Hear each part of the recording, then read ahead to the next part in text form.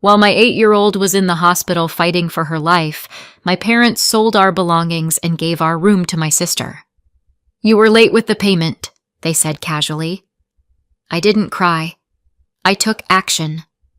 3 months later, they saw us and went completely pale. We got released on a Tuesday afternoon, which felt wrong on principle. Tuesday is for errands and emails and forgetting what day it is, not for walking out of a hospital with your kid and trying to pretend your hands aren't still shaking. Chloe stood at the automatic doors with her rabbit tucked under one arm and her other hand wrapped around my fingers like a seatbelt. She looked better than she had. She also looked like someone who'd learned too early that grown-ups can say, "It's okay," while attaching tubes to you. "We're going home now?" she asked, as if I might change my mind and swing back toward the elevators. "We're going home," I said. I kept my voice light, lighter than I felt, because she was watching me the way kids do after something scary, like my face was the weather report. In the car, she stared out the window and then back at me, checking. "My bed is still there, right?" "Yeah," I said. "Your bed is still there." We shared a bedroom at my parents' house, but Chloe had her own little bed and her moon projector, and a pile of books she insisted were for emergencies. I had my narrow bed on the other side of the room, and the kind of drawer space you get when you are a temporary person in someone else's permanent life. She sighed and leaned her head back. "I want my blanket." "I know," I said, and meant it.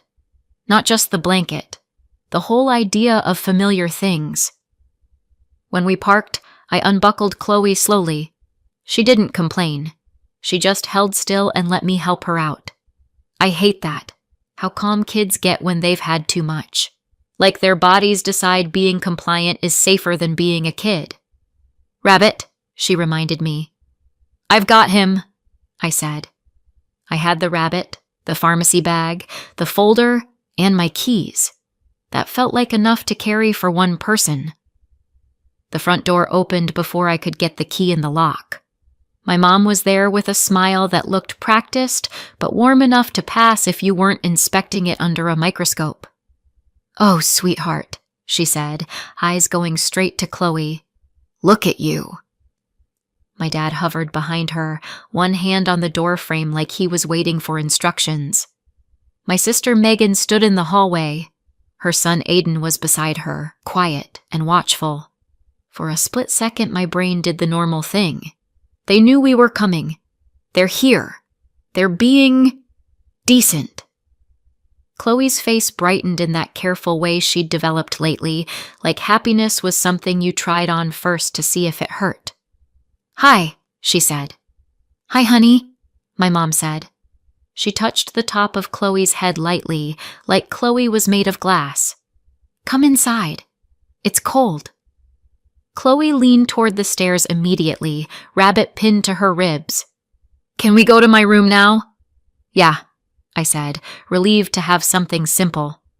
"Let's get you settled. Blanket first." I shifted the pharmacy bag higher on my arm and stepped forward. My mom's hand landed on my elbow. Not a grab. A pause. Like a polite person stopping you from stepping into traffic. "Jenna," she said, still smiling. "Before you go up, do you have somewhere to sleep tonight?" It took my brain a full second to process the sentence. "What?" I said. "Tonight," she repeated gently, like I was the one being confusing.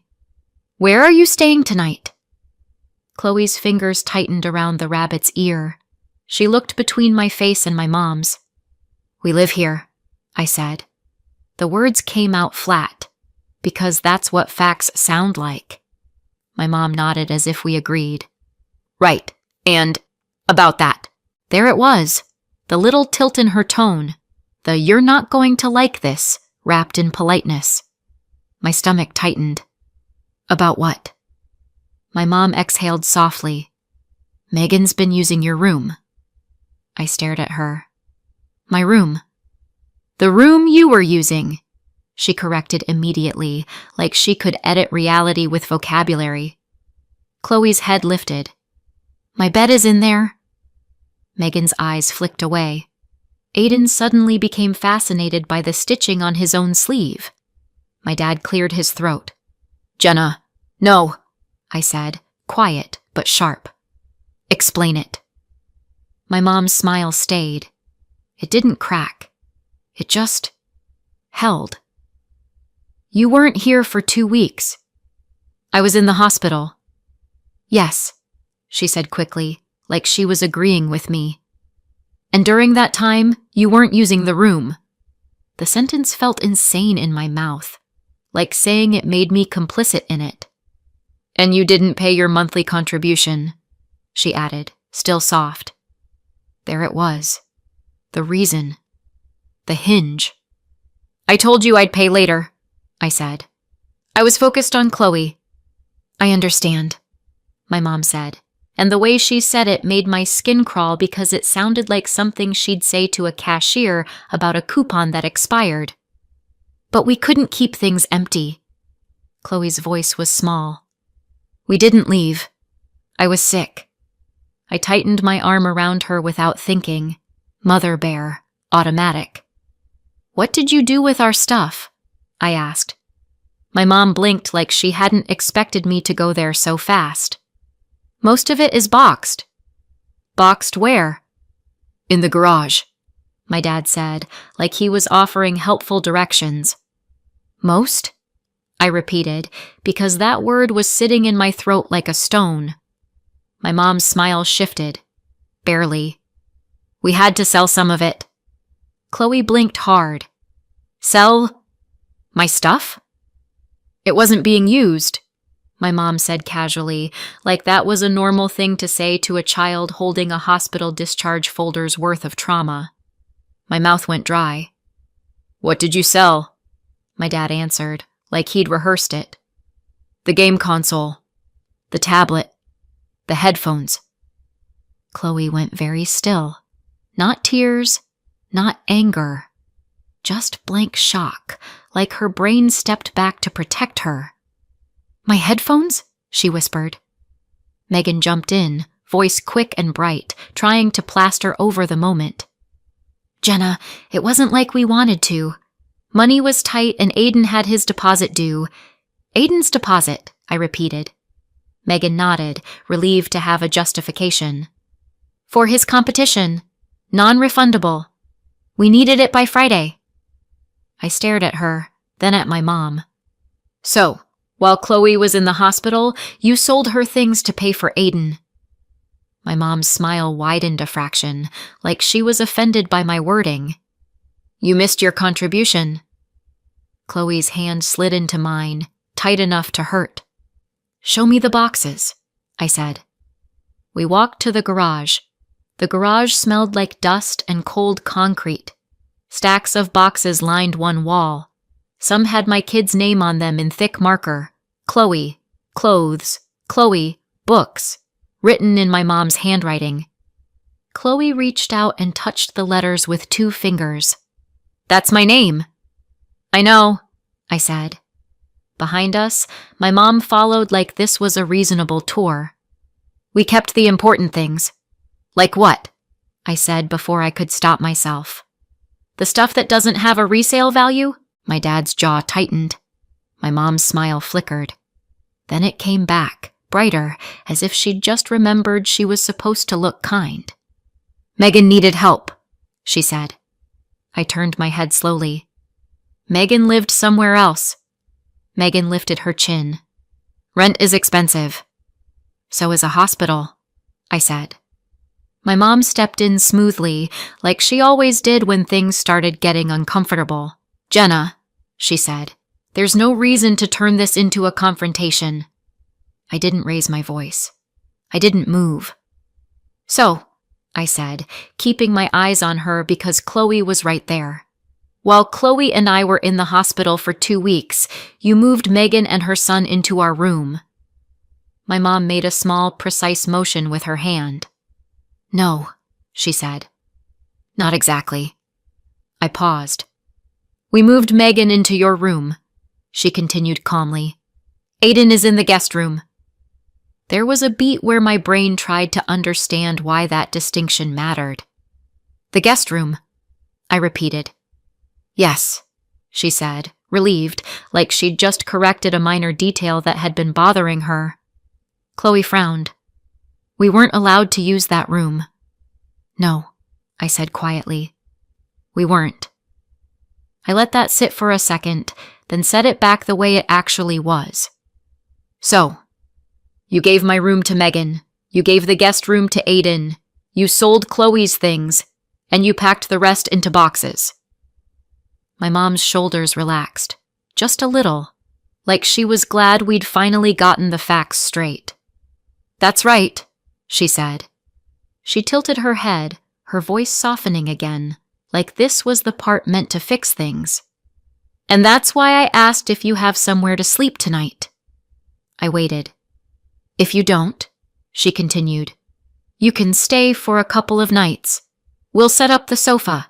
It doesn't have to be a big deal. A couple of nights. Like this was a scheduling issue. Like we'd misplaced a hotel reservation. Chloe's hand slid into mine. Mom, she whispered. Where do we sleep? I looked at my parents, at my sister, at the boxes stacked in the garage with my daughter's name written on them in my mother's handwriting, on the sofa. I nodded once. Not agreement, just acknowledgement. Okay, I said. My mom smiled, relieved, like she'd done something kind. See, she said. We're being flexible. I didn't argue. I didn't explain. I didn't say anything else. I took Chloe's jacket from the hook and helped her into it. She didn't ask questions. She just let me zip it up. My dad frowned. Jenna, where are you going? Out, I said. For how long? My mom asked. I paused, hand on the door. I don't know, I said. And that was the truth.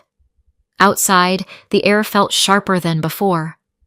Chloe climbed into the passenger seat slowly, carefully, like she was afraid of doing something wrong. I started the car. The engine sounded too loud in the quiet street. Chloe buckled herself in and looked at me. We're not staying? I shook my head. No! She nodded once, absorbing it, then leaned back against the seat. Okay, she said. Can we drive for a little bit? Yeah, I said. We can drive. I pulled away from the curb. In the rearview mirror, my parents' house looked exactly the same as it always had. I didn't know where we were going. I just knew we weren't going back. Megan is 2 years older than me, and in my family that somehow meant she mattered more. Not in a dramatic soap opera way. My parents would swear up and down they treat their kids the same.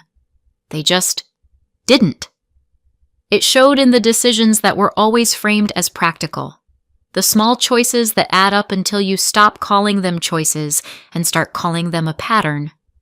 Megan got comfort as a default. I got expectations. Megan got, oh honey, come here. I got, you're strong, you'll figure it out. Which sounds like a compliment until you realize it's actually a way of stepping back without feeling guilty. When Megan had Aiden, the favoritism didn't end. It upgraded.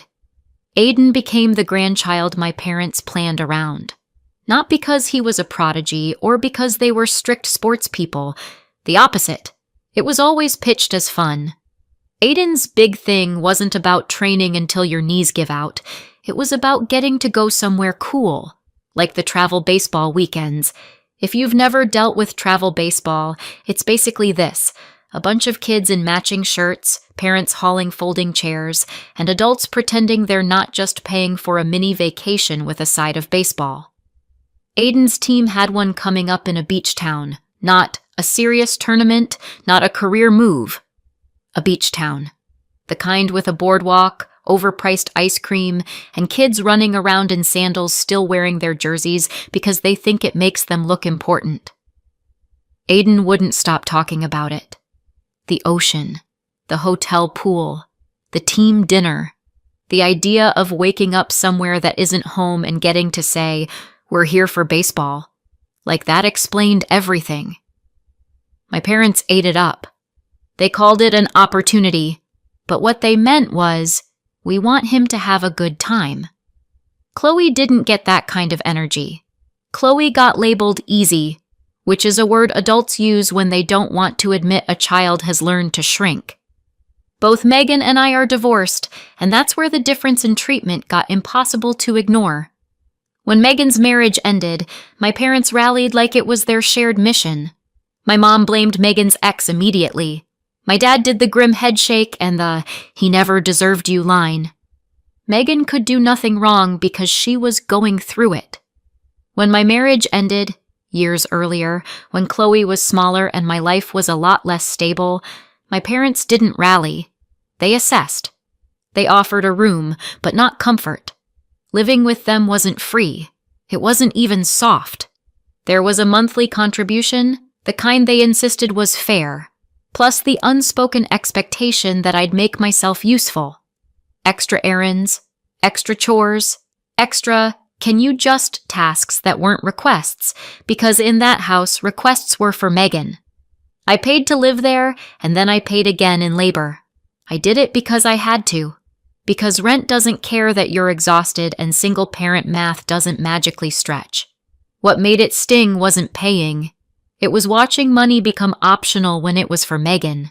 My parents would hand her cash for Aiden's stuff. They'd cover little extras without discussion: new cleats, a team hoodie, the deposit that had to be paid by Friday. Everything was urgent when it was for him. Everything was flexible when it was for her. But when it was me, it was always rules, always deadlines, always "we can't." Before Megan's divorce, before Aiden's beach weekend baseball dreams, before my parents started treating me like a tenant with chores attached, there was one other adult in that house. My grandma Helen, my mom's mom. When I was little, 6 maybe, she was just there. Not in the background, in the room. In the way that matters when you're a kid and you don't know you're keeping score yet. I remember one night I couldn't sleep because Megan was crying in her room again. Not hurt crying, performance crying. The kind that made my mom rush in like the house was on fire. I was standing in the hallway in my socks, too small to do anything except listen. My grandma found me there. She didn't tell me to go back to bed. She didn't say, "Stop lurking." She led me into the kitchen, set a glass of water on the table like it was a serious appointment, and slid a cookie toward me like she was bribing a tiny witness. "Your sister's loud," she said quietly. I snorted.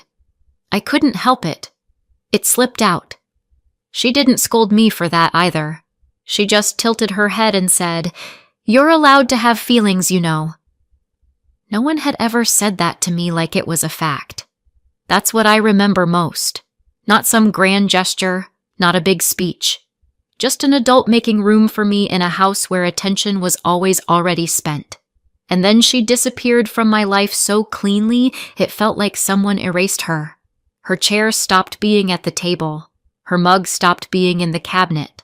I asked where she went, and my mom answered without looking up from whatever she was doing, like it was a question about the weather. She left. That was the first version. After that, the versions multiplied. She was difficult. She was dramatic. She always wanted something.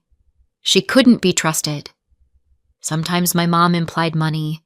Sometimes she implied betrayal. The details changed, but the rule didn't. Don't ask, don't miss her. Don't bring her up. So I didn't. When you're 6, you don't argue with the person who feeds you. You just learn what topics cost too much. You swallow the memory and tell yourself you must have misunderstood what you felt back then. I knew she was alive somewhere about an hour away. That was all. A fact on the edge of the family map.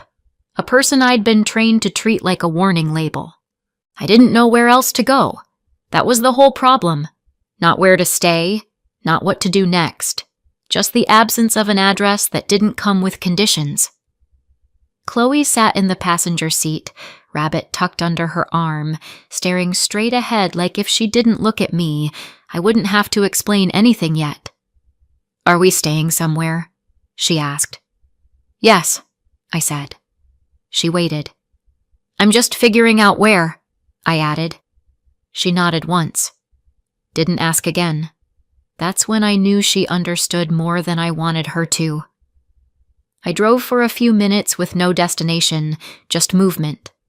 Then I pulled into a parking lot and did the one thing my mother had trained me not to do. I called my grandma Helen. I still had her number. I didn't know why I'd kept it. Habit, maybe. Or the part of my brain that refuses to throw away exits. It rang twice. "Hello?" Her voice was calm, not suspicious, not guarded. "It's Jenna," I said. "Your granddaughter." A pause. Then, "Jenna." Just my name. Nothing else. No accusation. No why now. "We need somewhere to stay," I said. I didn't soften it. I didn't dress it up. "Where are you?" she asked. I told her. "Come here," she said. "I'll be home." That was it. I hung up and sat there for a second with my hands on the wheel, staring at nothing. Chloe looked at me. "Was that your grandma?" "Yes," I said. "She's nice?" "I remember her being," I said. "That's all I know." We drove about an hour. Chloe dozed in short stretches, waking whenever we slowed down, like her body still didn't trust transitions. When we arrived, the building was small and quiet. No drama, no luxury. Just there. My grandma Helen opened the door before I knocked. She looked older than I remembered and exactly the same in the ways that mattered. Her eyes went straight to Chloe. "Oh," she said softly. "Come in."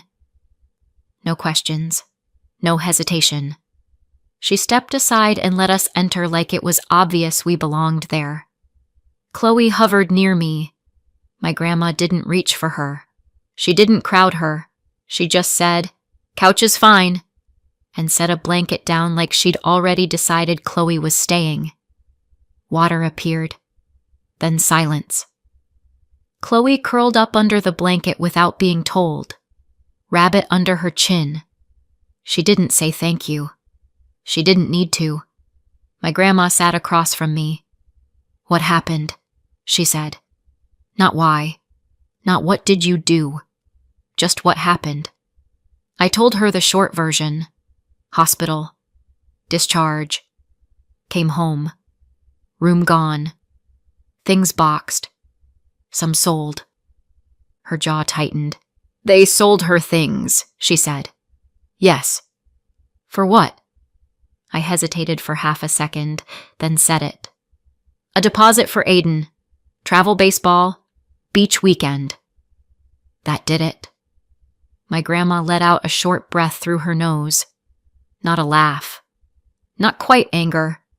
Recognition. "Your mother," she said. Chloe shifted slightly. "They sold my headphones." My grandma's face softened instantly. "I'm sorry, sweetheart." Chloe nodded like she didn't trust herself to speak. My grandma turned back to me. "She told you I left?" "Yes." "Did she tell you why?" "Different reasons," I said. "Depending on the day." My grandma nodded. "I lived with you when you were little. I worked. I helped. Then I hurt my back. Couldn't do what I used to. Couldn't be useful anymore." She didn't raise her voice. She didn't dramatize it. "When I stopped being useful," she said, "your mother decided I was a problem." That explanation fit everything too cleanly to argue with. She sat there for a moment, hands folded, looking past me at Chloe curled under the blanket like she was trying to take up as little space as possible. "I wish I could fix this the easy way," she said finally. "I wish I could hand you cash and tell you to sleep." I didn't answer, because there was nothing to say to that without turning it into a performance. My grandma exhaled and stood up. I don't have money like that, she said over her shoulder, almost annoyed with herself. Not sitting around, not solve your life in one day money. She disappeared into her bedroom and came back with a worn cardboard box, the kind that had been opened and closed too many times and still refused to die. My husband kept some old certificates, she said, setting it down carefully. I never dealt with them. Most of it is probably worthless, but I don't know. Maybe there's something in here that helps, even if it's just enough to get you stable for a month. She glanced at Chloe, then back at me, like she was offering this with both hands and no pride left in it. I thanked her, because it was the only thing I could do without cracking. That night, after Chloe finally fell asleep, Rabbit tucked under her chin, breathing even again, I sat at the small table with the box in front of me and my phone beside it. I opened the box and immediately understood one thing. I had no idea what I was looking at. They weren't checks. They weren't cash. Just old paper with company names on them. Some of them sounded familiar. Most of them didn't. So I started looking them up. One by one. Most went nowhere. Companies that didn't exist anymore. Names that led to dead pages or collector forums. A few were technically worth something, but nothing that would change anything. Enough to buy groceries, maybe. Enough to feel disappointed. Then I pulled out one that said, Apple Computer Inc. I stopped. Not because I know finance, because I know what Apple is. I checked the paper again, just to make sure I wasn't misreading it. There was a note attached, faded but clear.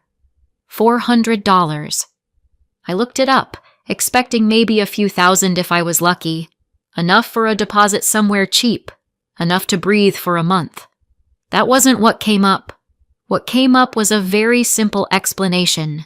Shares bought decades ago don't stay the same. Over the years, they multiply. I did the math. If he bought about $400 worth back then, that was 18 shares.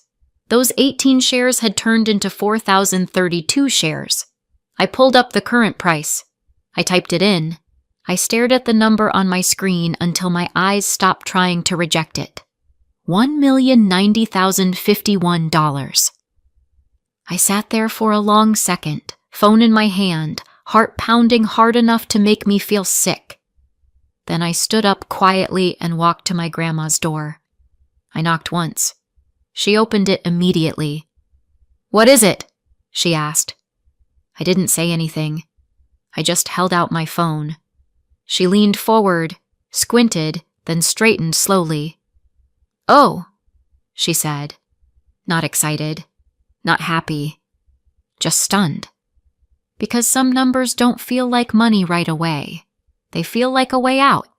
3 months later, I was standing in a house that belonged to us. I still had trouble saying that sentence without mentally adding "for now" at the end. The weeks after that night blurred together in a way that didn't feel dramatic so much as administrative.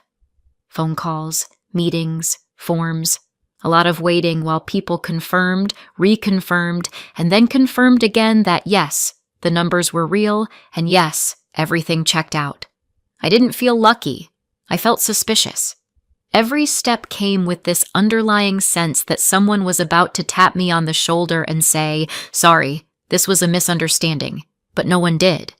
We didn't sell everything. We didn't need to. My grandma was firm about that. We sold a small part, just enough for a down payment, and left the rest alone. The idea was stability, not spectacle. The house wasn't enormous. It wasn't flashy, but it was solid, quiet. The kind of place where you could close the door and not feel like you were borrowing oxygen. Chloe picked her room first. She chose it carefully, like she was afraid someone might change their mind if she moved too fast. When she finally put the rabbit on the bed and looked up at me, she smiled. A real one, not the careful version she'd been using since the hospital. "This one," she said. Helen moved in with us without ceremony. Ground floor bedroom, fewer stairs, Practical choices that didn't need to be justified. It felt natural in a way I didn't question. What did surprise me was how long it took for the disbelief to wear off. Even after the boxes were unpacked, even after Chloe started sleeping through the night again, I'd still catch myself standing in the hallway, half expecting someone to tell us we had to leave. The only contact I had with my parents during those 3 months was transactional. One trip back to their house, one silent unloading of boxes from the garage. No conversations, no apologies, no questions about Chloe, just logistics. After that, there was nothing. And for a while, I thought that might be the end of it. I wish it was. I was in the driveway watching Chloe draw chalk shapes on the pavement when I saw my parents walking down the street. I shouldn't have been surprised. We'd stayed in the same school zone so Chloe wouldn't have to change schools. Same grocery store, same sidewalks, same everything. It was always going to happen eventually. I just didn't expect that day. At first, they didn't see me. They were talking, walking slowly, like people killing time. Then my mom glanced up. She slowed. My dad took another step before realizing she wasn't beside him anymore. They both looked at the house. Not at me. At the house. I stayed where I was. Chloe kept drawing, crouched low, completely absorbed. My mom crossed the street first. "Jenna?" she said, uncertain now. "What are you doing here?" "Hi," I said. My dad frowned slightly. "Are you visiting?" The question landed exactly where it should have. "No," I said. My mom's eyes flicked back to the house. "So you're renting?" I shook my head. There was a beat where neither of them spoke. Chloe looked up then. "This is our house," she said, casual, like she was stating the weather. My mom's face tightened. "Your house?" My dad turned fully toward me. "You live here?" "Yes." That was the moment it hit. Not dramatically, not with shouting, just a visible recalculation they couldn't hide. My mom laughed once, too fast. "Since when?" "Since we moved in," I said. She opened her mouth, closed it, then tried again. "But how?" I didn't answer. Chloe tugged my sleeve. "Can I go inside? My hands are messy." "Yes," I said. "Wash them." She ran past me, chalk dust trailing behind her. My mom watched her go, then looked back at me. "Jenna, what's going on?" That's when my grandma stepped into the doorway behind me. She didn't announce herself. She just stood there. My mom froze. "Oh." My dad's jaw tightened. "So this is because of her?" "No," I said. "This is because of you." My mom recovered quickly. "If there's money involved, that concerns us." "Why?" I asked. "Because if there's inheritance, it doesn't," I said. "And it's none of your business." She smiled, brittle. "Don't be dramatic." My grandma spoke, calm and final. "You should leave." My mom snapped toward her. "This is between me and my daughter." My grandma didn't move. "This is my house too." Silence. The sidewalk suddenly felt very public. My mom's face hardened. "We'll talk about this later." "No," I said. "We won't." They stood there another second, then turned and walked away. I watched them go, chalk dust still bright on the pavement, and knew exactly one thing. They hadn't expected this, and they were not done. 2 weeks later, the letter arrived. I knew it was bad before I opened it. Envelopes don't feel heavy unless they're trying to ruin your day. I sat at the kitchen table and read it once. Then again. They were suing. Elder financial abuse, undue influence, claims that Helen wasn't capable of making decisions, claims that I had manipulated her, claims that the Apple stock belonged to my mom because it had been her father's. I stared at that line longer than the rest. The Apple stock. How did they even know about that? And how much did they know? My hands shook just enough to be annoying. Chloe watched me from the doorway. Are we in trouble? No, I said automatically, then quieter. We're going to talk to someone. The lawyer was not impressed. These cases happen all the time, she said, scanning the paperwork. People smell money and panic. Your grandmother is competent. The documentation is clean. This is intimidation. Helen snorted. I told you. Still, it rattled me, because it wasn't just money now. It was my parents deciding that if they couldn't control me, they'd try to threaten me legally. Around the same time, messages started trickling in. Is it true you took your mom's inheritance? Your parents are worried about Helen. This doesn't look good, Jenna. Smear campaign. Soft launch. I didn't respond. I didn't need to. The truth doesn't require a press release. Then Chloe broke. She came home from school quiet one day, sat on the couch, and didn't touch her snack. Aiden kept asking questions, she said finally. What kind of questions? About the house. About money.